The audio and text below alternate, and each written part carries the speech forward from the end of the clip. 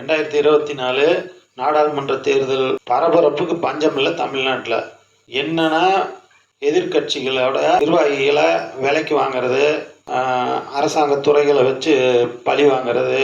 உதாரணத்துக்கு இடி ride, NIA ride, இந்த மாதிரி இணையதளத்தில் பரபரப்பாக பேசப்பட்டு இருக்கிறது. கோவி ராஜு, சேலம் ஒன்றிய செயலாளர் அதிமுக, இப்போ அவரை பதவி நீக்கம் பண்ணியிருக்காரு நம்ம ஐயா கொடநாடு அவர்கள். ராஜு அவர் பல குற்றச்சாட்டுகளை வைக்கிறாரு. சேலத்தில் எடப்பாடிக்கு பினாமியாக இருக்கிறாரு இன்னொருத்தர். அவர் இதுவரைலாம் 1000 கோடி ரூபா சொத்து சேர்த்துட்டாரு. அவர் சொல்லி 2 நாளாவது. ஏன் இடி ரைடு போக மாட்டேங்குது? இல்லை ஐடி ரைடாவது போய் செக் பண்ணிட்டாவது வரலாம்ல, ஏன் அது கூட போக மாட்டேங்கிறாங்க? கோவி ராஜு எடப்பாடி பால் பண்ணையில் நெய் அள்ளிட்டு போனார், பால் எடுத்துகிட்டு போனார் அப்படின்லாம் சொல்கிறாரு. நீங்கள் இப்போ சொல்கிறதுக்கு என்ன காரணம்? அப்போ உங்கள்கிட்ட நேர்மை இல்லை. நீங்கள் உங்களை கட்சியில் வச்சுக்கிட்டா அவர் பண்ணாலும் கேட்க மாட்டீங்க, துரோகம் பண்ணாலும் கேட்க மாட்டீங்க. கட்சி விட்டு வெளியே அனுப்பிச்சிட்டா உடனே நியாயம் நீதி நேர்மைன்னு சொல்லி மக்கள்கிட்ட போராடுவீங்க. நீங்கள் நல்லவராக இருந்தால் எப்போ எடப்பாடி அந்த பாலா போன கொள்ளை அடித்தப்பயே நீங்கள் இதை பற்றி பேசியிருக்கணும். அப்போலாம் வாயில் கையை வச்சுக்கிட்டு உட்காந்துருந்துட்டு ஒன்றிய செயலாளர் பதவியிலேருந்து தூக்கணுன்னையும் தூக்கிட்டு முன்னாடி நின்று புலம்புறீங்க. 60 லட்ச ரூபா பணம் கொடுத்துருக்கேன்னு சொல்கிறீங்க. 60 லட்ச ரூபா பணம் உங்களுக்கு எங்கேருந்து வந்துச்சு? எங்கேருந்து சம்பாரிச்சிங்க? நீங்கள் ஏன் கொண்டு போய் அவர்கிட்ட கொடுத்தீங்க? அதை பற்றிலாம் எதுவுமே பேச மாட்டேங்கிறீங்களா? ஏன் பணம் 60 லட்சம் அங்கே இருக்குதுங்கிறீங்க. அது எப்படி சம்பாரிச்சிங்க? அதுக்கு ஐடி கட்டியிருக்கீங்களா? சொல்லட்டுமா நம்மளை சாப்பிட்டா?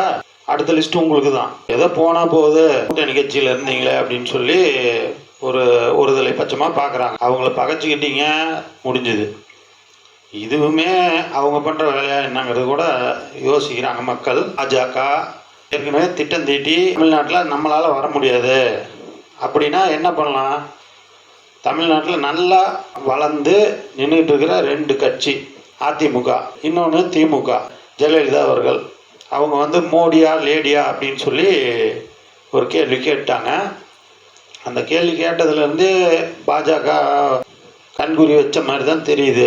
மறுபடியும் மோடி அவர்கள் ஆட்சிக்கு வந்ததுக்கப்புறம் அவ்வளோ நாளாக உடம்பு சரியில்லாமல் தடுமாறிட்டு இருந்தவங்க ஜெயலலிதா டக்குன்னு எப்படி அவங்களுக்கு உடம்பு சரியில்லாமல் போகுது, இது யாரோட திட்டமாக இருக்கலாம் அப்படின்னு சொல்லி மக்கள் சந்தேகப்படுறாங்க. மோடியா லேடியான்னு அவங்க கேட்ட கேள்வினால் வந்த விளைவா அப்படின்னு. ஏன்னா அவங்களே பாவம், அவங்களுக்கு யாருமே இல்லை, உற்றார் உறவினர் யாருமே இல்லை, பக்கத்தில் இருந்தவங்க யாருன்னு எல்லாத்துக்குமே தெரியும். அவங்க மூலிமா அம்மையார் ஜெயலலிதாவுக்கு ஏதாவது பாதிப்பு வந்திருக்குமா அப்படின்னு மக்கள் கேள்வி எழுப்புகிறாங்க. இறப்பில் இருந்த மர்மம் இது பல பத்திரிகைகளில் எழுதப்பட்டது. அதுக்கு காரணமாக அவங்க கூட இருந்தவங்கள மக்கள் சந்தேகப்பட்டாங்க. மோடி அவர்களோட தூண்டுதல் கூட இதில் இருக்கலாம். அவர் சசிகலா ஏவி விட்டு இந்த வேலையை கூட பண்ணியிருக்கலாம் அப்படின்னு சொல்லி அன்னைக்கு மக்கள் சந்தேகப்பட்டாங்க. மோடி சசிகலா அம்மையாருக்கு தலைமையில் கை வச்சு ஒரு ஆசீர்வாதம் கொடுத்தாரு. அந்த ஆசீர்வாதத்துக்கு அப்புறம் அதிமுகவில் பல குழப்பங்கள் நடந்தது. பன்னீர்செல்வம் வெளியே போராட்டம் நடத்தினார். சசிகலா எப்படியாவது தான் முதலமைச்சர் ஆகணும் அப்படிங்கிற முடிவில் செயல்பட்டாங்க.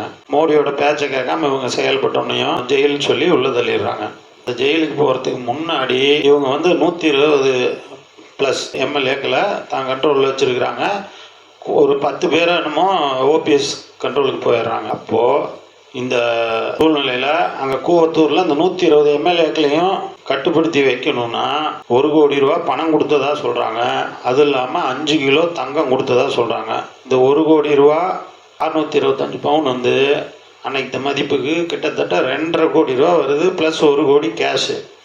ஒரு பொண்ணை கல்யாணம் பண்ணி கொடுக்குற இப்போ பொட்டி பணம், நகை, சீரு இதெல்லாம் கொடுக்குற மாதிரி கொடுத்து ஆட்சியை கைப்பற்றினார் அப்படிங்கிறாங்க. ஜட்ஜு இத்தனை நாளாக அமைதியாக இருந்துட்டு, அப்போ நீங்கள் தப்புக்கு இந்த மாதிரி ஒரு கெட்ட விஷயத்துக்கு துணை நின்றுருக்கிறீங்கன்னு தான் அர்த்தம். அப்போ முதல்ல அரெஸ்ட் பண்ண வேண்டியது யாரை? உங்களை தானே.